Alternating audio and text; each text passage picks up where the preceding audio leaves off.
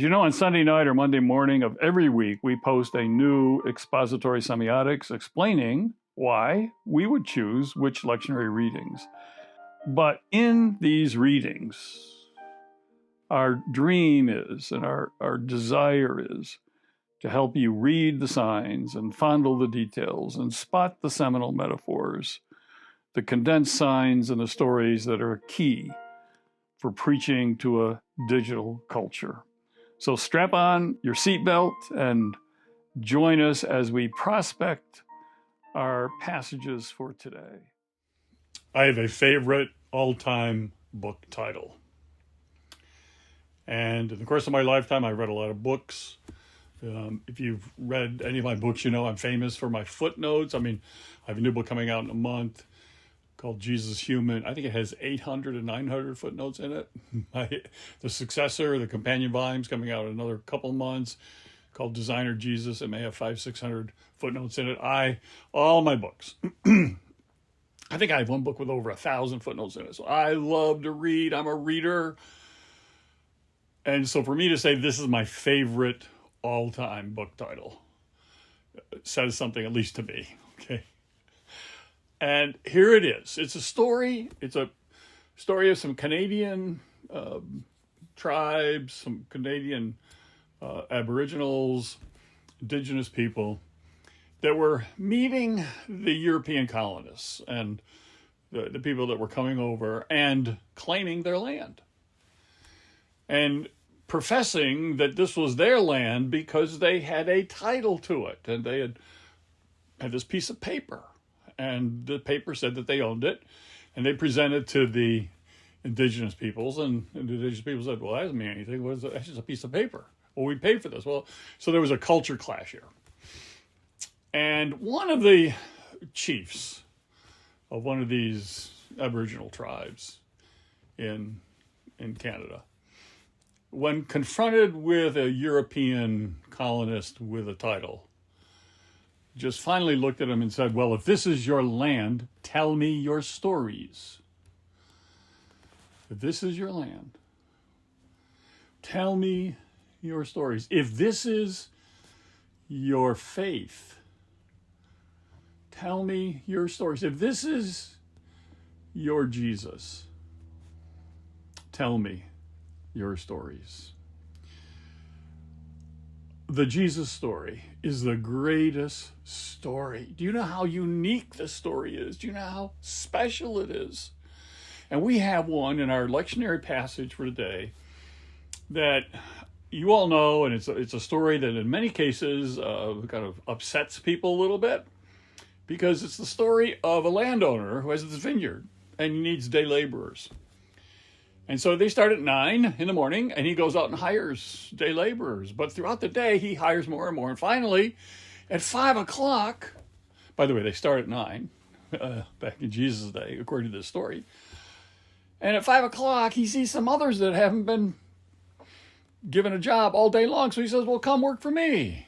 And so basically the work was 1 hour, because it was from 9 to 6 was the day labor. And the whole crux of the story is, and of course this is our Matthew 21 to 16 passage, that at the end of the day, this landowner gave the same wage to the person who worked 1 hour from 5 to 6 as those who work from 9 to 6 and 12 to 6 and 3 to 6 and 5 to 6. They all got the same. And this made some people, it's not fair. It's not equitable. This is not just. And Jesus concludes this story with this wham ending that has been kind of disassociated from the story. But it comes right after, friend, I am doing you no wrong. Did you not agree with me for the usual daily wage? Take what belongs to you and go. I choose to give to this last the same as I give to you. Am I not allowed to do what I choose with what belongs to me? Or are you envious because I am generous? And then, so the last will be first, and the first will be last. This is just one in a whole Bible full of stories that take your breath away, that take you aback, that surprise you and take you by surprise, that blow you away, that amaze and astonish you. And in fact, when you're reading these stories, if you aren't reading them going, well, I can't be, that doesn't make any sense. You aren't reading them right, because these are stories that revolutionize the world, that change the world, that when we live these stories, the world turns upside down so it can be the right way up. So I just want to start with can we appreciate how unique these stories are that we have, that we live by? It's our identity. It's called a narrative identity. Everybody has an identity that lasts based on a narrative. And so the question is, how do you build your identity? Well, you build it on stories. So what stories are you going to pick? Are you going to pick celebrity stories or sports stories or musician, rock star stories? Because identity requires narrative form. And if you're a follower of Jesus, you choose to live the Jesus story.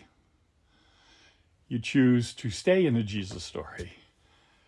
And you choose to trust the Jesus story.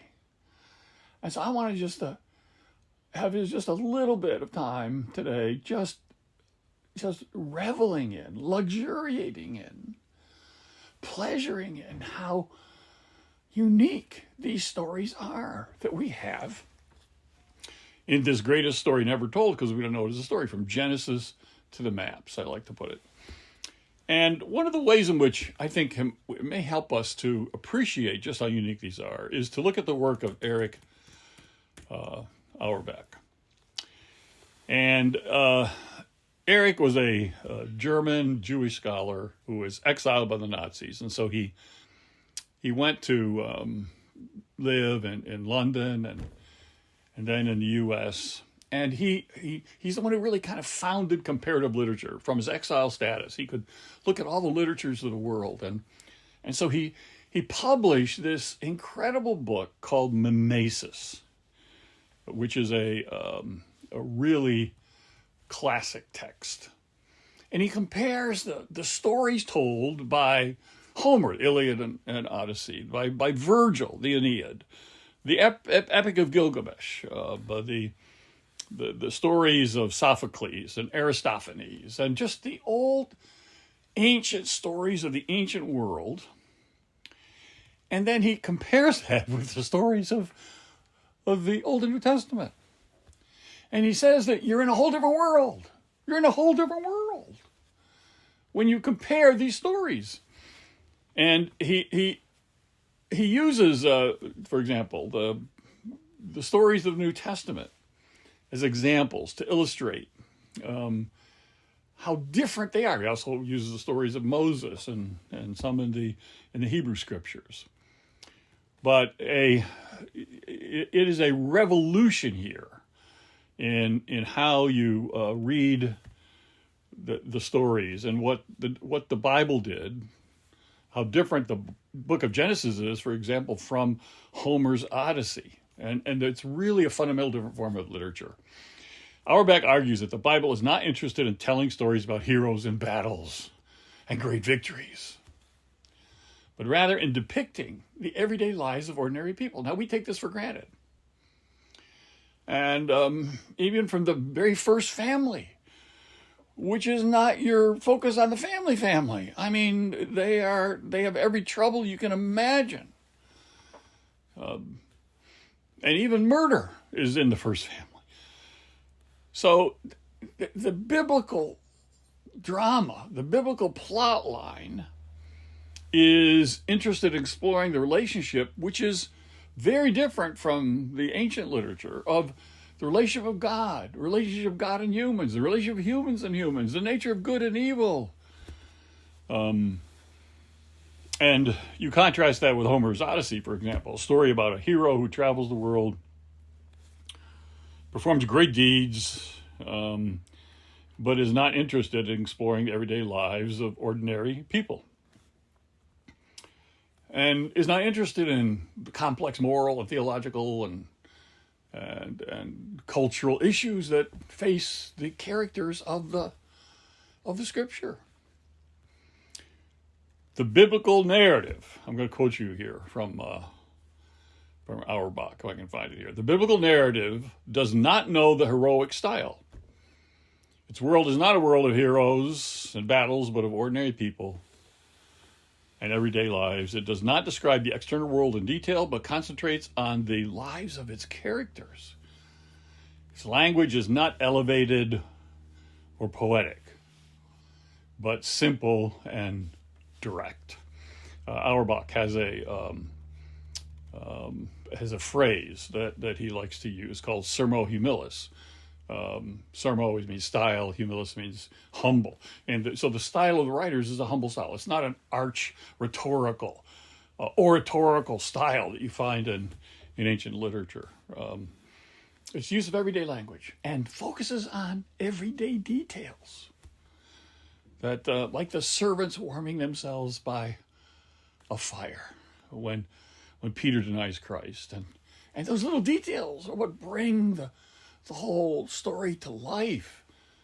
Not the victories and the battles that are won, but these little details. And so Auerbach sees the Gospels, for example, as pinnacle examples of not relying on rhetorical devices, but using common words, common events for a literary and a religious purpose. So for Auerbach, the New Testament, even though he's a Jewish scholar, is pivotal because he even takes this to a degree that the Hebrew scriptures don't. I take the story of a nobody, fisherman like Simon Peter, has an encounter with a person like Jesus, and it leads to a metanoia life change based on that personal encounter. There is no parallel in the world of classical or ancient literature like this. And Madeleine L'Engle, in a kind of ignored, if you look at the history of the Great Commencement addresses, I don't know why this doesn't come up there, but I actually looked at what are some of the greatest and most famous commencement addresses beginning in the 1990s. This was in 1998 at Mills College. And her speech there isn't, but it should be. But here's she must have read Auerbach, okay? Jesus focused on very ordinary people doing ordinary, mundane things. And you see his love of the mundanes in his storytelling. Here's Paul Ricoeur. The parables are radically profane stories. There are no gods, no demons, no angels, no miracles, no time before time, but precisely people like us, Palestinian landlords, traveling, renting their fields, stewards, workers, sowers, fishers, fathers, sons, daughters, sick. By the way, the word mundane comes from the Latin word mundanus, M-U-N-D-A-N-U-S, mundanus, which has a double meaning. It means earthly, kind of common, worldly, but also elegant, beautiful, precious, like gemstones. And for Jesus, the mundane of life, the earthly, the common, the ground of life itself, even the mud of life is beautiful and elegant and precious. And that's where we begin the story, with God playing in the mud, making the earth. I mean, making you and I, we are these crusty clumps of clay that God scoops out of the ground, fashions into God's image, and breathes into us. And we become living, live humans. So we have this incredible story, these stories upon stories on which we are to live the story. I mean, every time something happens, well, this is like this story. And, well, now I'm living this story. Well, now I'm living this story. Now, I'm not living a Taylor Swift story, or I'm not living a Beyonce story. I'm living a Jesus story, and a Martha story, and a Mary Magdalene story, and I'm living a Bartholomew story. I'm living a Nicodemus story. And this last capstone here. First will be last, and the last will be first. Notice it doesn't say, don't ever want to be number one. But it says the way you get to be number one is your willingness to humble yourself, empty yourself, and not be full of yourself, but become full of Christ and become more than yourself. And that's how you get to be number one. Even if you're not number one in the eyes of the world, you can be number one in the eyes of Jesus. So we have don't aspire, don't have aspirations. It doesn't say that. It doesn't say don't have ambitions. In fact, one place, I think there's Paul, one of the translations, you made your ambition to have no ambition. How many people do you know like that? Their ambition is to have no ambition. No. Aspire to greatness. We have a great God who wants to do great things in your life and mine. But the way you get to that state of greatness is leastness. Are you willing to be least? And we have a God who's, again, this is so unusual because who shows mercy.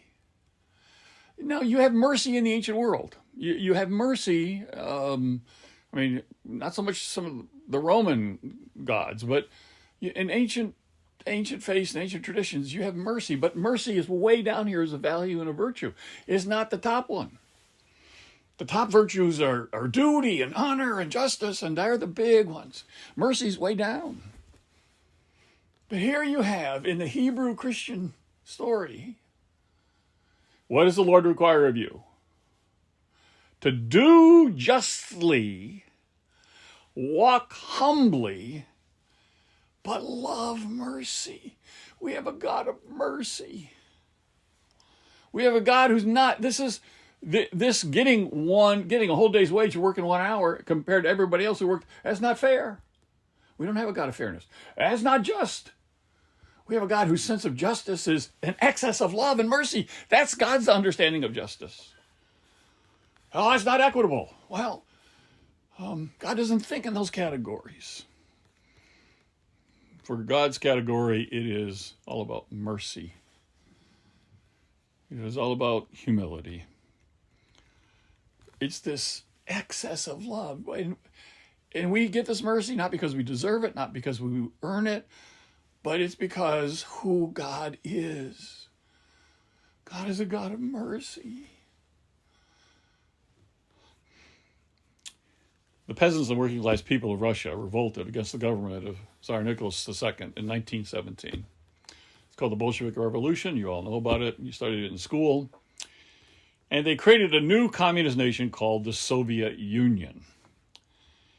And this communist nation, this revolution, brandished the word justice as its icon and professed to being the people in it justice warriors. That's the translation of the Russian. In fact, in the aftermath of the Bolshevik Revolution, the Russian word for mercy, Miloserdie, Miloserdie, I'm sure I pronounced it wrong, but Miloserdie,